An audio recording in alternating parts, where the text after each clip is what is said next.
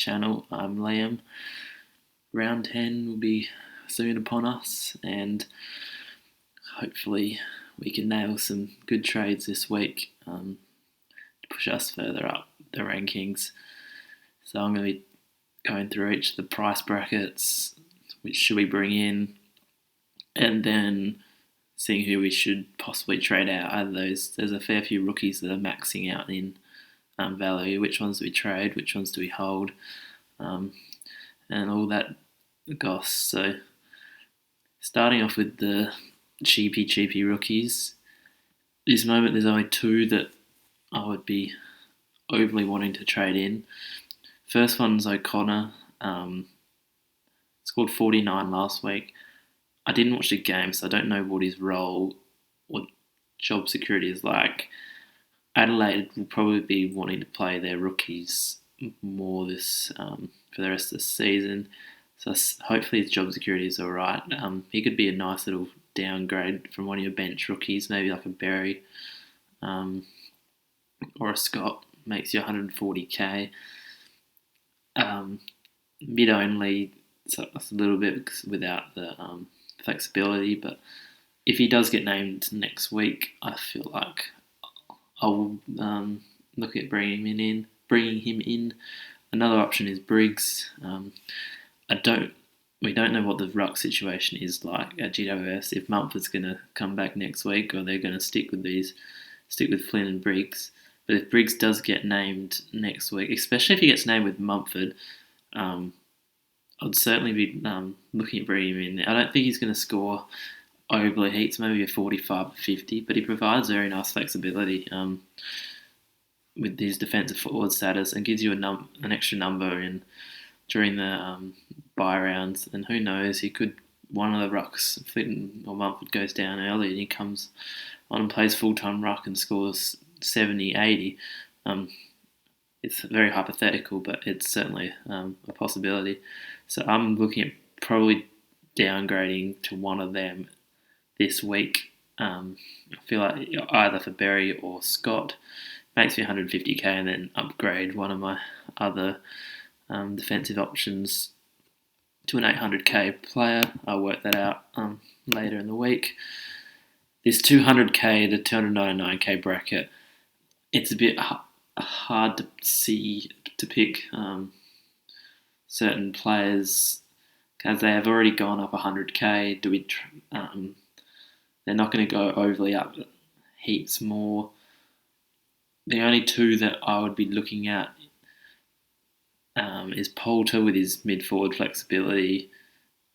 With his wing role at Collingwood, I see him probably averaging that 60, which would be handy throughout the buys. He does have the last buy round, so you could trade him out at the end of the buy rounds. Should make another 100-ish k, 150k-ish, which would be handy, and with 3 trades could be utilised then. The other option, if you haven't got him, I don't think it's too late on Collier Dawkins. He's got a very good role at Richmond. I don't think they'll rush their mids, their key gun mids back. So I feel like if he plays, they're not back. I see him averaging 85, which for a 280k player, you take that any day of the week. So he's probably my best option if you're wanting to go to a 280 higher bracket guy. I wouldn't touch Waitman. I don't like touching forward pockets. And Sweet's probably made a bit too much cash already. There's no one really in the next two price brackets that I'll be looking at targeting. There's a few little sneaky options in this 500k bracket. If you don't have much cash generation, there's a few of these that could help your teams a bit. First one is Daniel. He's averaging 99 the last 3. He's dropped 92k from his starting price after he had that one shocker game. 584. If he was priced at that at the start of the season, I think everyone would be jumping on him. So he's certainly an option, and also dependent on your buy structure. I'll say this again, I try and get 2 max defence, 3 in the mids and 2 in the forwards rucks. don't overly matter as such. Both Grundy and Gorn have the same bias. So everyone's really going to have that same struggle. If you do have it'll be the Gorn Flynn or the Grundy Flynn. You're a little bit advantaged by that, but it will be hard to trade Flynn during the buys though, with because you probably want to go up to one of those two to get, but then you probably have to do that after their buy. That would be recommended. Also, other than Daniel, Harms is another option. He's got a midfield role at Melbourne. He did score only 84 last week, but he was around the ball. I do see him still averaging 90 plus and priced at 540. Very good. He'll probably get defender mid status, even though the mid is relevant. Handy during the buys as well. Birchall's a funny one. Averaging 100 and seems they love the ball in his hands, but again, probably injury history I don't trust at all.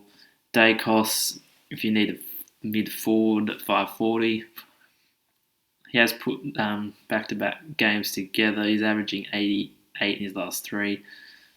I would certainly consider him if you're stuck for cash. Don't certainly want to go higher up price bracket for final teams. But if you need a little stepping stone, he's certainly an option. And while Richmond mids are out, Liam Baker is a sneaky little option. Got a full midfield gig last week and showed he could rack up with 118. Just be aware, I probably wouldn't trade him in, but he might have a good couple of weeks if you want a quick cash generation and then trade him out in the buys. Certainly an option to ponder. Now, with this 600k bracket, there's a few players I note. Nick Hind, it's a bit scary bringing a player that's gone up 200k already, but he has a defensive, cheap kicking Essendon role, averaging 102 in the last three, with flexibility. Certainly not the worst option, and will have a lowish break even with a good score last week. He's one option. Another Essendon player that I'll be looking at is Heppel. I do see him averaging that 95-ish, which will probably get him D8 to 10, or maybe D12. But a handy mid-defensive option. He doesn't have the biggest ceiling, but he is very consistent. He's been very consistent this year. He is definitely another defender that I'd be looking at. Bose, if you do have him, he's out probably more than 1 week, I would trade. He's going to lose a fair bit of cash and might be a handy little find later in the year. Looking at some forwards. Isaac Smith's a funny one. Hasn't been big score. It wasn't a big score at Hawthorn, but just watching last night, he does like those cheap little kicks in the back pocket out of full back that he gets. And he is averaging 103 in his last three. He's averaging 97 for the year. He's gone under the radar. Certainly a big pod. Possibly an option. I probably wouldn't want to. I wouldn't touch him, but possibly after the first buy that he has, he could be a nice little target. Billings finally has hit a little bit of form, averaging 111 the last three. Did have that big one last week though, but he's another. There's a few little mid forward options that are a little handy around that price. Other options to consider: Aaron Hall, I think, is still slightly unders at 670. Want to target him as well. Also, Jaden Short, it's gone down 30 odd K, averaging 99 in his last three. No, certainly a decent option to pick in defence. And wait on Ridley probably another week, and he'll probably be about 570. Like a Caleb Daniel, certainly an option to target for the rest of the season. There's no real rucks that you need to worry about. In this midfield, I probably wouldn't want to target any. these 600k mids at this very stage. Some have put up some half decent numbers, but not overly trustworthy to have for the rest of the season. The 700k bracket, Mills, Doherty will be top 6 defenders for the year. Any of these options really, they're all solid 700k options. Mills probably has the best role out of all of them, but I do see all of them scoring that 100 mark for the rest of the year. Whitfield's an interesting one. I do see him slowly getting back into form, but just wait a little bit on that. His price is still going down a little bit. So wait till he hits about 715, 700, and he certainly becomes a defensive option and a pod for the year. With the forwards, there's not many, but any of Kelly or Zorko, I'm having an inch looking at Kelly this week. Just with Whitfield back, GWS look 10 times better. The structure's better. They're winning games or close to winning games. And Kelly, when that team has a lot of ball, seems to rack it up as well. So he's another option, and also Zorko. I would probably go Kelly over Zorko, but if you already have Kelly, Zorko's nothing to be sad about bringing in, especially with Neil out here. Seems to have a nice little mid, but has a little forward role, but seems to get up the ground a lot and attends a fair few centre bounces as well. This mid bracket, there's so many that you could choose from. Parrish has hit some form, dominating at Essendon. Do I see that continuing? If Merritt keeps getting tagged, I don't see why not. It'll be a scare. He's gone up 145k already. It's something that I tend to try and avoid bringing in, but I wouldn't go against it. Gaff's another. It's probably one that I'd probably target over Parrish just with his history of scoring. Mitchell had an off week this week, but I'd see him bouncing back. Mills talked about before. Walsh is, other than his 80, he's averaging about 120 in his last 6. So, and probably won't get a tag with Cripps around. It's definitely an option to be bringing into your teams. So with the 800kers, Guthrie is probably my number one pick while Dangerfield stays out. He's a little, just like Duncan, they love that cheap kick in the back line where they go to one of them. And that tends to happen 8 to 10 times a game. And that's plus, 48, 50 to their score. And then they get their score and they're 80 to 100 in around the pack. So it adds up to about 130 each week, which you would take. Lions is another pod that Neil's out, seems to be racking up his numbers. So pretty much any of these. Probably I would go, and dependent on buyers as well. Guthrie would be number 1. Lions number 2. Or I think Steele 3, Oliver 4. Was injured last week, but probably wouldn't want to touch him with some injury history. So those are my trade-ins options. A few people will be questioning whether to get rid of Bergman, Kaczynski, the Scott,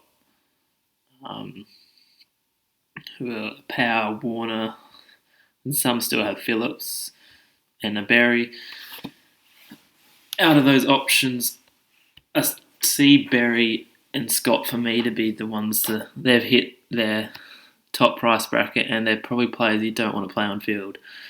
So those are my first Gonski players. Out of these forwards, Powell or Warner, I personally feel like I'll hold Powell to his bye, and if he's got the first bye, Sydney has the last bye. So that's my plan of trading Powell. Then he might drop a little bit of cash, but he like Warner, does have the capability to get to 100. The only problem with last week, what I found, is he seems to like those chippy kicks in the back pocket, back line, but North had the ball all the way up there and pretty much the whole game, so he couldn't really do that. So I'm happy to hold Powell. I might change my mind later on the week, but at the moment I'll be holding Powell and probably trading Warner due to his late buy. I desperately want to get rid of Phillips, but I feel like I want to trade one of those two before him. Scott is.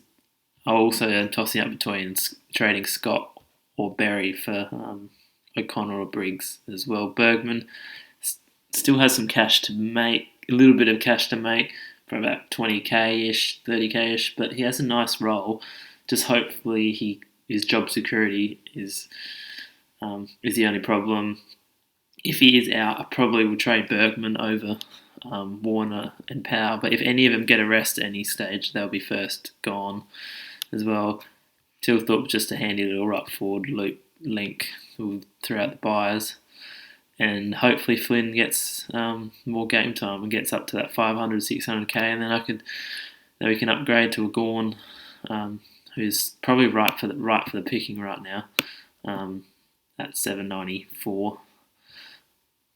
Probably only dropped to about 760ish, so we'll see about that. Hopefully I've given you some good advice. It's probably my longest video, but I hope it's been good. I'll have a preview of my trades and what I'm looking at for captain options on Thursday. Till then, have a good week, and thanks for listening.